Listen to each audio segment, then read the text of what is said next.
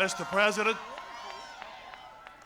President, it's such a great honor for all of us here in Houston to welcome you once again to Houston.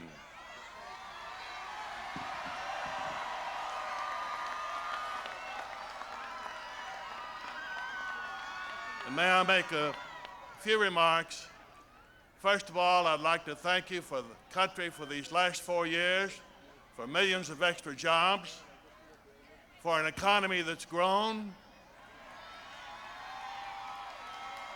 for inflation that's under control, a deficit reduced, but nevertheless an administration that has acted with compassion and capitalized on this country's diversity. In Houston, we benefited from cooperation with the administration on adding 1,300 police to the police department, from a 5,000 housing unit a year brought up to standard, from a parks program for a transportation program, from your support of NAFTA, from your support of the space station, yes, and for your support of the minimum wage.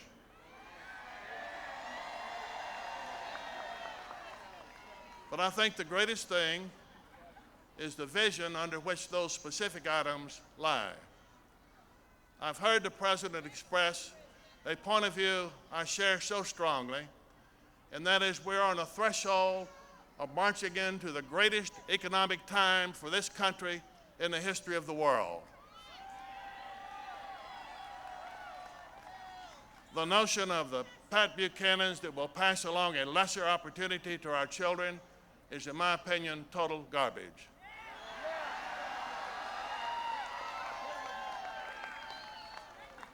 We have never had a greater opportunity to pass along such an opportunity as we move into world trade with this country, probably the most competitive country in the world, and an economy dominated by information, by technology, and having opportunities in that world market we have to date only dreamed of.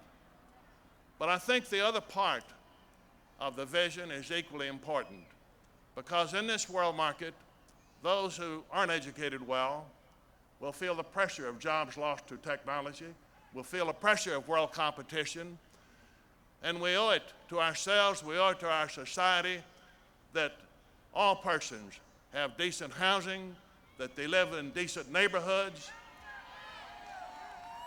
that they live safely in clean circumstances, and more than anything else, that their children have the opportunity to go to schools that educate them and that offer them the opportunity to make of themselves whatever they have the capability to achieve.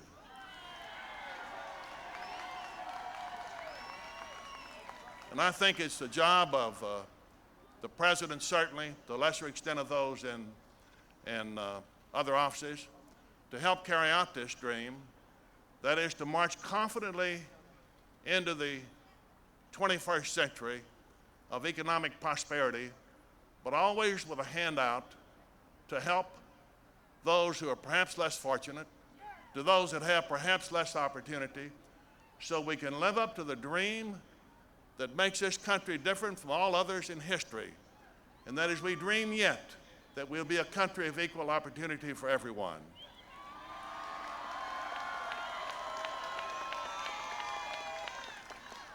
It's my view that this president, having served well these first 4 years, has the great intellect, the heart, and the natural instincts to lead this country to those goals. Thank you.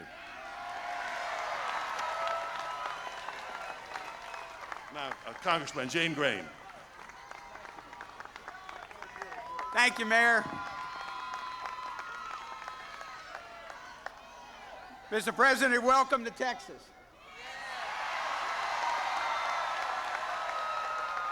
And I don't know if anybody else is going to tell you, but I know the president's wearing Texas boots, too. He said they were resold. He's good conservative, huh? It's an honor to represent you in Congress and to work with this president for the last 4 years. This has been the 4 best years that we've had in our country in many decades. The job growth, cutting the deficit, those aren't just political promises, that's political reality. And this next week on October 1st, America will get a pay raise because of this president.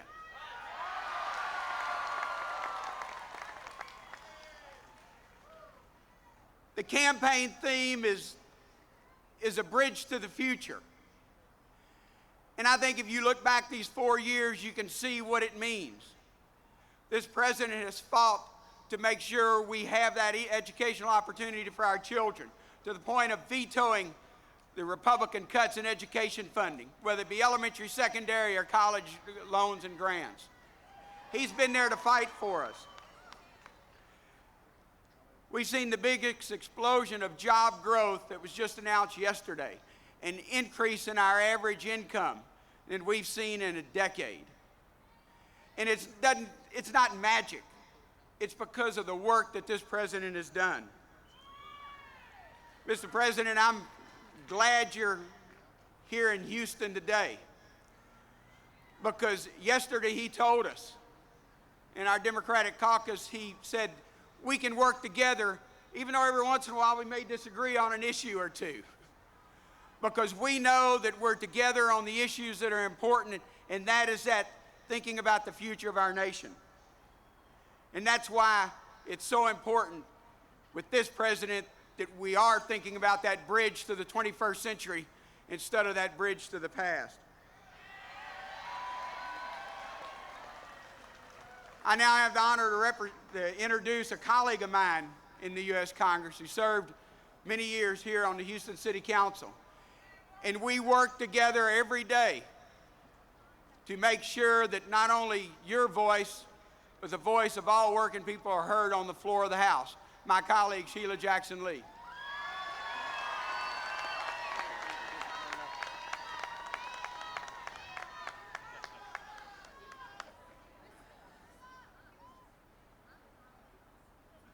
I wondered what would become of this little girl whose ancestors first came to this country in the bottom of a belly of a slave boat. Never in my wildest dreams would I have imagined that the promise of America would allow me to represent a district, downtown Houston, that cast a big net, that the Honorable Barbara Jordan, who went off to a calling this year, represented, or the Honorable Mickey Leland. I thank you for the honor of representing you, part of America. Thank you very much.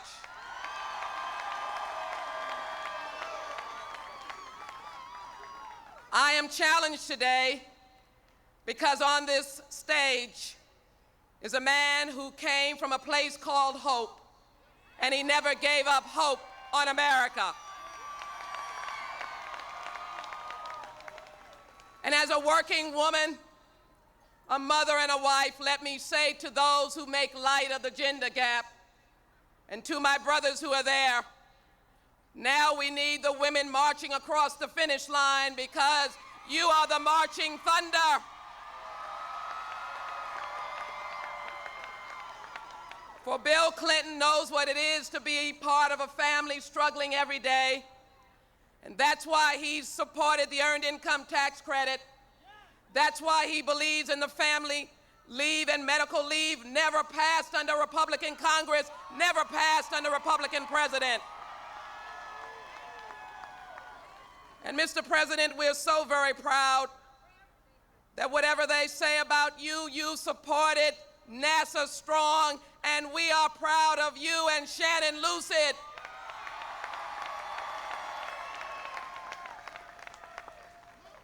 I cannot imagine a nation that does not hold to the creed, we all are created equal, with certain inalienable rights of life and liberty in the pursuit of happiness. And it was your president who said that no matter who they are, whether they are the child of an illegal immigrant, no child will be left out of the schoolhouse, no child.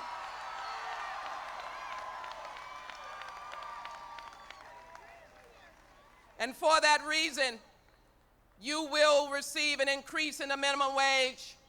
And no, the president who knows good business and supports business is not afraid of our friends in labor, and neither are we. We believe in America. And then I want to say to you that yes, I am a product of affirmative action. I am a product of the large net that was thrown out to give me an opportunity to go from the hard seats of public schools to the higher institutions of learning. But I will say to you that when we open the door for women and minorities, they walk out the door Americans and qualified to do the job. And so I'm proud of a president that can stand with us on the hard issues and doesn't bend. And I'm proud of a president who cried when Martin Luther King gave his speech in 1963, and as a young man he went home and memorized it because he believed in America. And now for that president to be able to carry us into the 21st century, it is important for the women, the men, the children, the families of America to acknowledge that he must have a Congress, a Senate that must stand alongside with his agenda, recognizing that we agree to disagree, recognizing that we stand for our districts and may not agree all the time. But I believe a man called Victor Morales,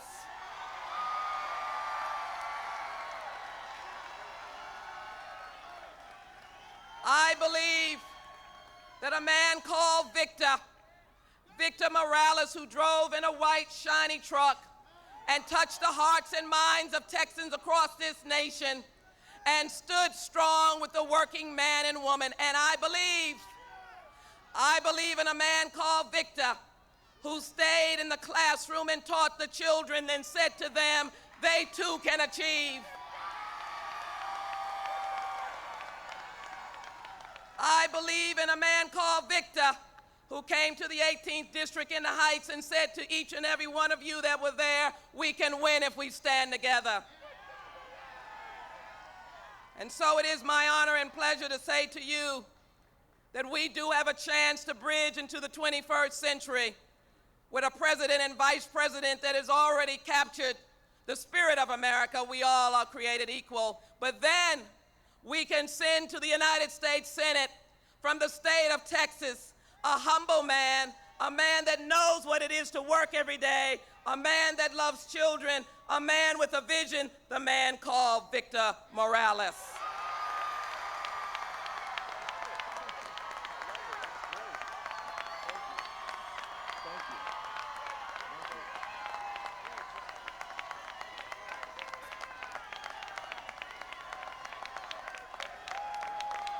Thank you. Thank you. Thank you. Thank you very much. And thank you very much. And órale. Órale.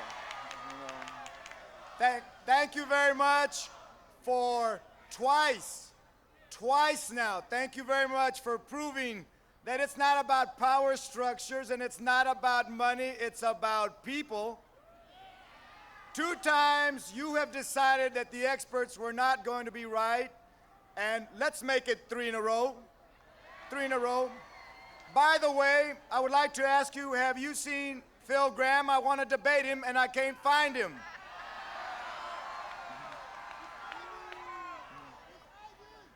I want to bring him on stage where we can go one-on-one, mano y mano, and talk about the issues. I want him to tell you why he has cut Medicare, why he's voted to cut Meals on Wheels, why he's voted to cut Pell Grants, why he needs to answer to us. And ladies and gentlemen, I feel very excited because I feel, as the president does, I'm sure, that it's not a question about if we're going to win or not, but the question is by how much.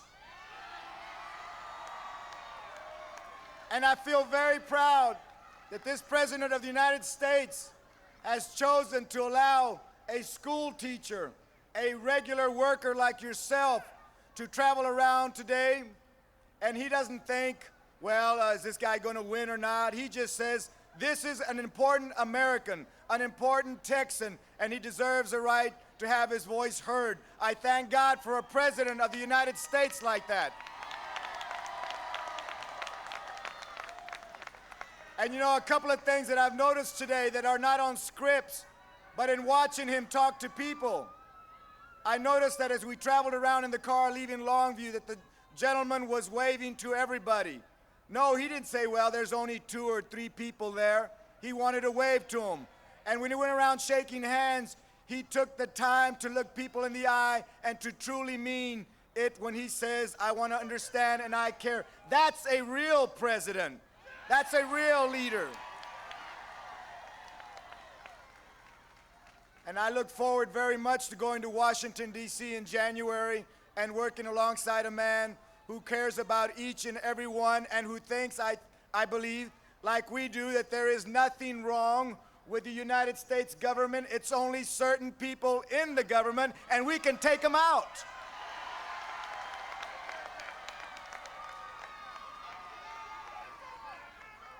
It is a beautiful picture that I'm seeing up here. The kind that the cameras at the Democrat convention didn't have to go looking for one and show that one over and over and over again. The kind of group that any camera can take a look anywhere and he's going to see white, black, brown, old, young, rich, poor. He's going to see America.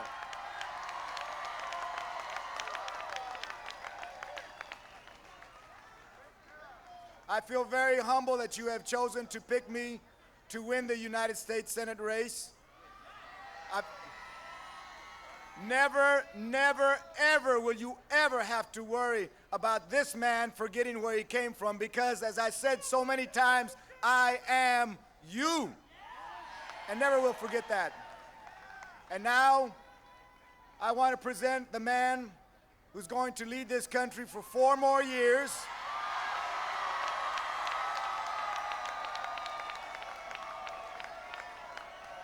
I want to present the man that, that's right, 4.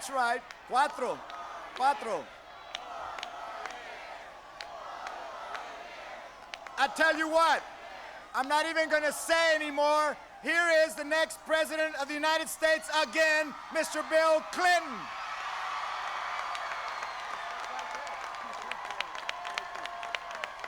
Thank you. Thank you. Thank you very much. Thank you. Thank you. Thank you. Thank you for that sign. Thank you. Thank you very much. Thank you. Thank you. Thank you so much. Hello, Houston. I'm glad to be here. Thank you for being here.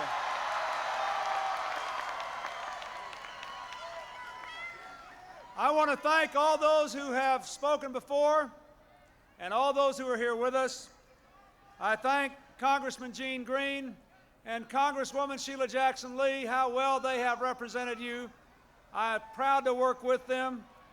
I want to thank Nick Lampson, who's running for Congress in the 9th District, and I hope you'll help him get elected.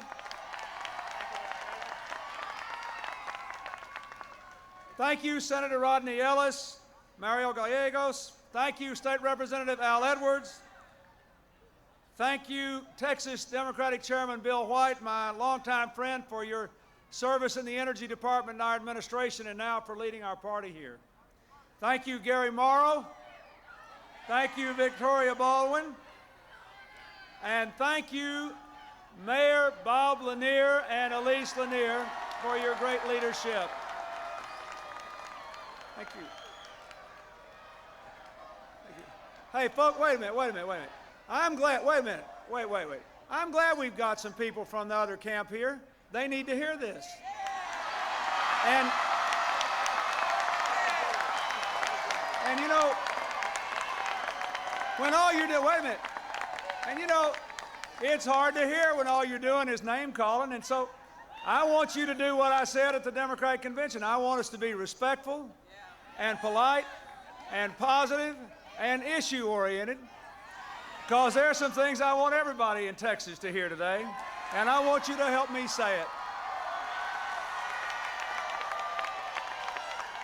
You know, I came right here to this park almost 4 years ago, right at the end of the election, and I said that I wanted to give this country back and its future back to ordinary Americans.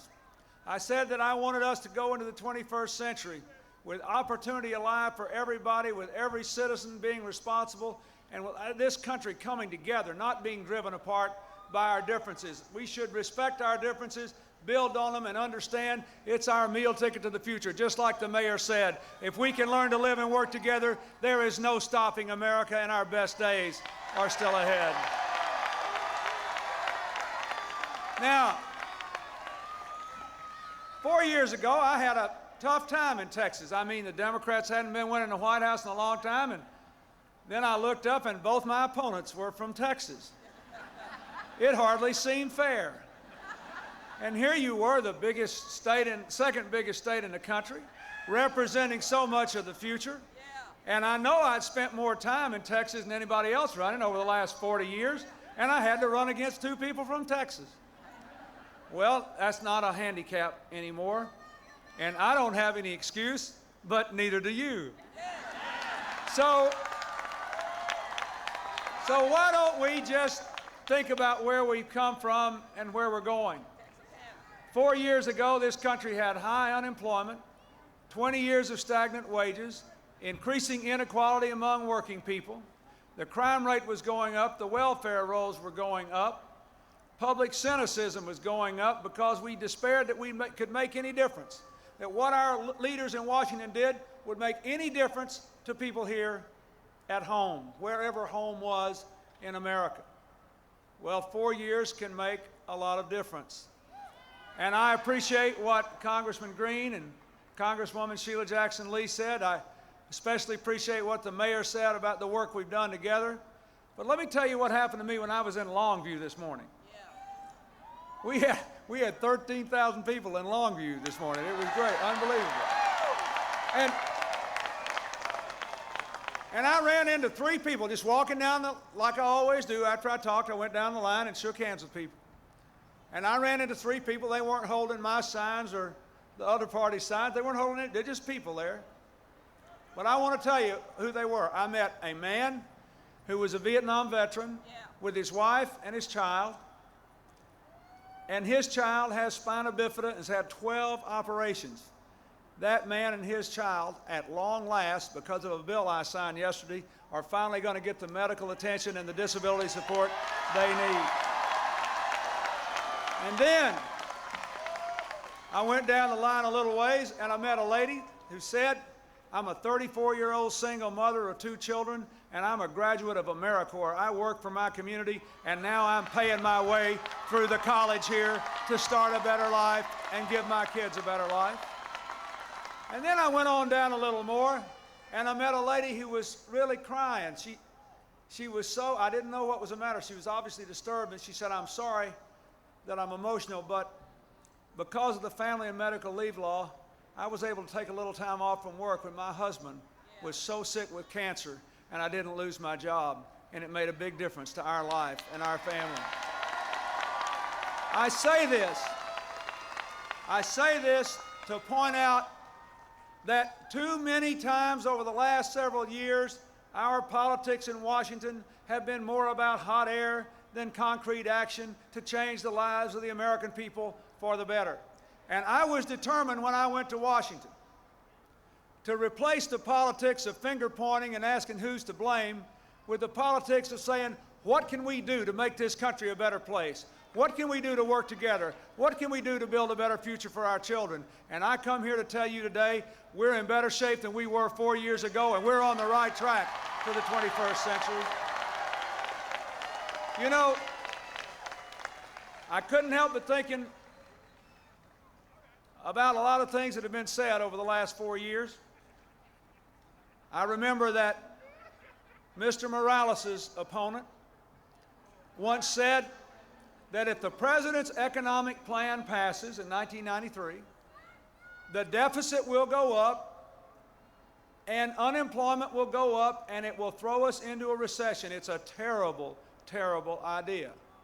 And a lot of people believed him, and it took a while before we could tell, you know. But now we know. Now we know. So here's the report on what they all voted against. 4 years later, 10.5 million new jobs, a record number of new small businesses, record exports of America's goods and services, the highest rate of home ownership in 15 years, 4.5 million new homeowners, every small business in the country eligible for a tax cut when they invest more in their business, if they buy their own health insurance, easier for them to take out retirement plans. And yesterday, the census report, which comes out every year at this time, a totally non-political document, tells us how we're doing. Here's what the census report of the United States said yesterday. It said that in 1995, median income, that is the families in the middle, increased on average almost $900 after inflation over 94, the biggest increase for ordinary Americans in 10 years.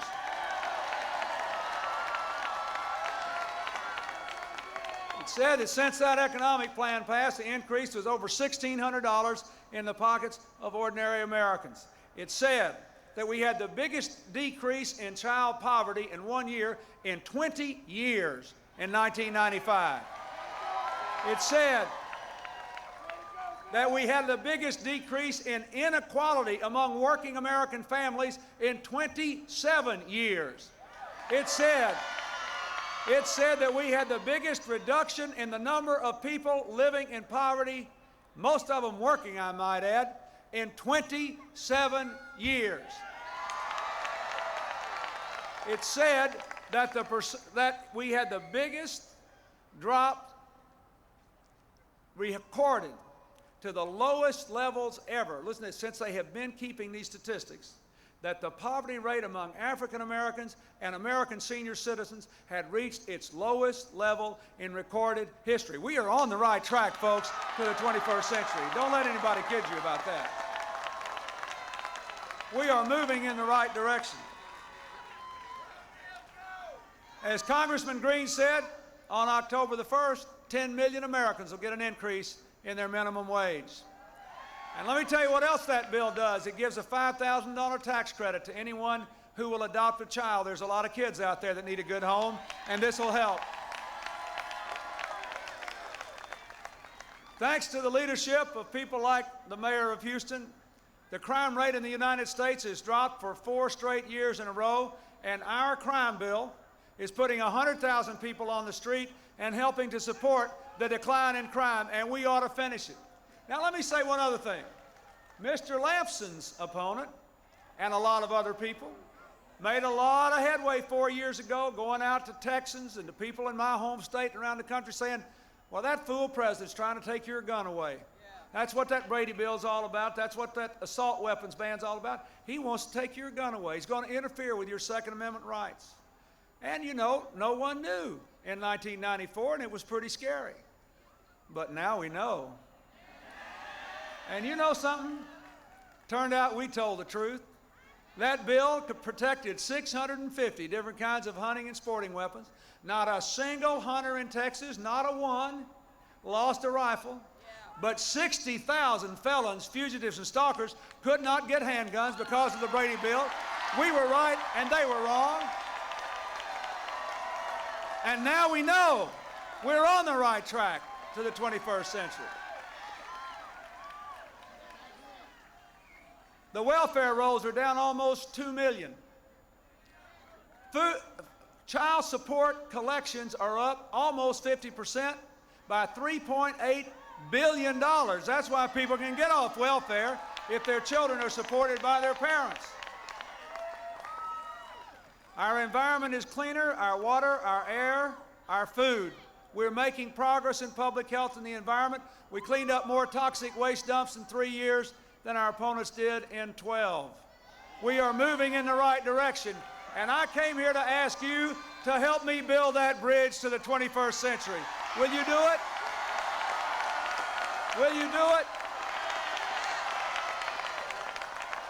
Now, folks, I want, thank you. Thank you. Thank you. Thank you. Thank you. Thank you. Now listen, we've got just 39 days left. 39 days for every one of you to find some time to talk to your friends and neighbors and family members, other folks who work with you and live with you in Texas, people you know beyond the state borders.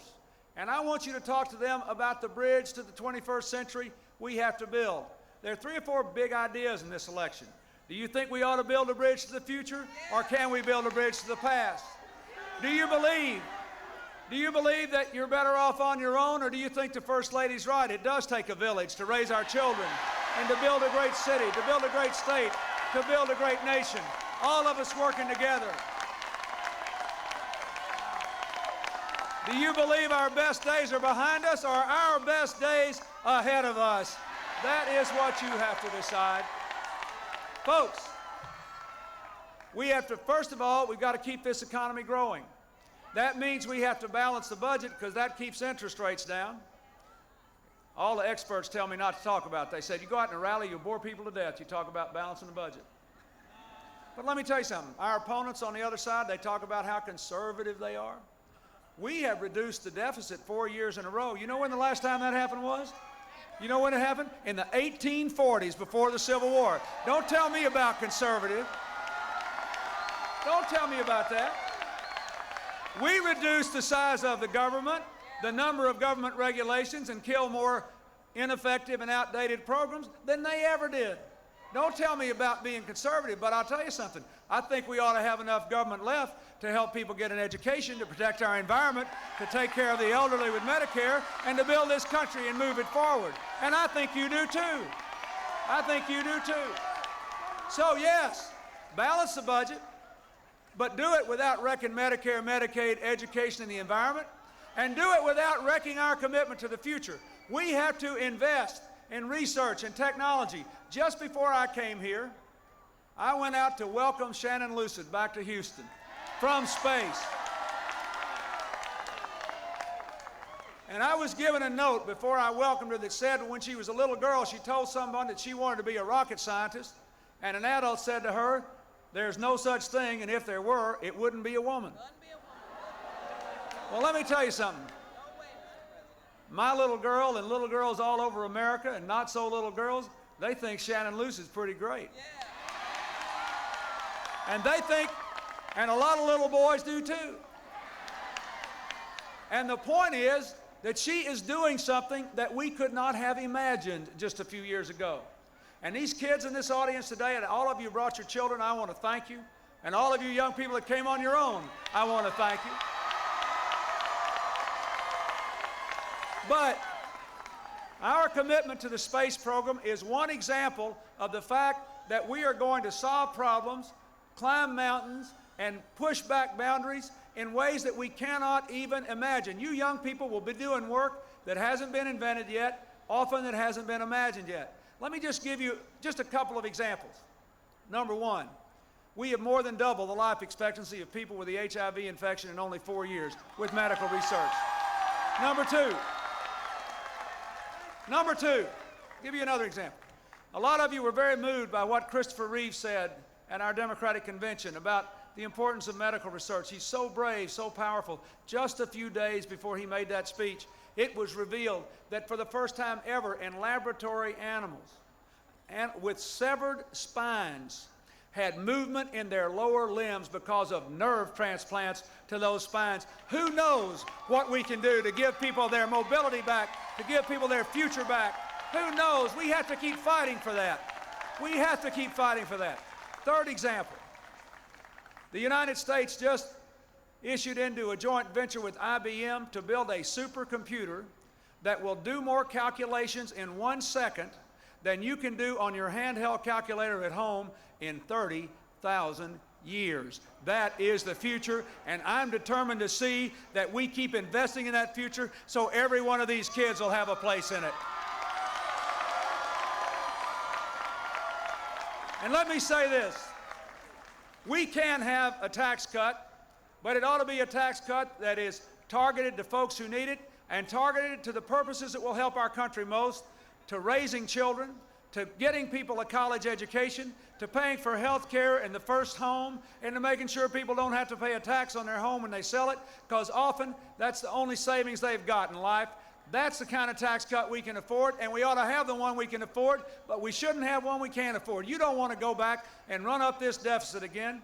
One thing our friends in the other party said last year that I agree with, they were absolutely right, and I hate to see them change their position. Last year they said, if we're not on a plan to a balanced budget, it will add 2% to our interest rates. Now I want you to go home and think about this tonight. What would it mean to you if you had 2% on your car payment, 2% on your credit card payment, 2% on your home mortgage, 2% on your student loan? What would it mean to the economy of Houston and Texas if every business person had to pay 2% more to borrow money? It would mean fewer jobs, slower growth, fewer pay raises. It would take us right back where we were. We do not want to go back. We want to go forward, building a bridge to the 21st century. And I want to ask you to help me build a bridge to the 21st century that will give world-class education to all of our children. And I hope you will do that. First thing I want to say is, we got a lot of great educational opportunities in this country, but 40% of the 8-year-olds in America can't even read a book by themselves yet. And I want to mobilize an army of volunteers through AmeriCorps, through senior citizens, through reading specialists, to go out and work with parents and teachers so that by the year 2000, every 8-year-old in America can pick up a book and say, I can read this all by myself, and I want you to help me do that. I want us to connect every classroom and library and every school in America to the information superhighway. You know why? A lot of you are older like me and aren't great with computers. Let me tell you in plain language what that means. If we put the computers, the software, the teachers out there who understand it, and then we hook it up to all these information networks, what that means is, for the first time in the history of America, the kids in the poorest inner city schools, the kids in the remotest rural schools in West Texas and North Dakota and you name it, will have access to the same information at the same level of quality in the same time as the children in the richest schools, public or private, in the United States do. It will revolutionize education. We can do that if you'll help. We can do that. Will you help us build that bridge to the 21st century? Let me say this. Most of us are going to have to face the fact that education is a lifetime endeavor. More and more, the average age of people going to college is higher and higher. More and more, when people lose a job, they got to go back to school and get training if they want to get a better job instead of a worse one. We have got to make the doors of college open to every single American who's willing to work hard to be a good student. That ought to be the only criteria. And I want to do 3 things. Number 1, I want more families to be able to save in an IRA, an individual retirement account, save for their retirement account, but take it out without any taxes if they're using the money to pay for education. Number 2, in 4 years, I want at least 2 years of education after high school, a community college degree, to be as universal in America as a high school diploma is today. And it will be easy to do. This is not complicated. Nearly every American lives within driving distance of a good community college. And they work or they'd go out of business. They're great institutions. What we propose to do is to let you take off your tax bill, dollar for dollar, the tuition cost at the typical community college for 2 years so that every American of any age can go. And we can pay for it in the balanced budget. And finally, in this great city with great higher education facilities and great medical facilities, I believe we ought to give the American taxpayers a deduction of up to $10,000 a year for the tuition cost of any education after high school at any age. And I want you to help me deliver that. There's a lot more we have to do, folks. We need to keep supporting people like your mayor here and finish the job of putting 100,000 police on the street. We need to keep supporting community anti-drug activities and anti-gang activities like the Safe and Drug-Free Schools programs that I've fought so hard for and that we stopped this Congress from gutting when they tried to do it. We need to keep doing that.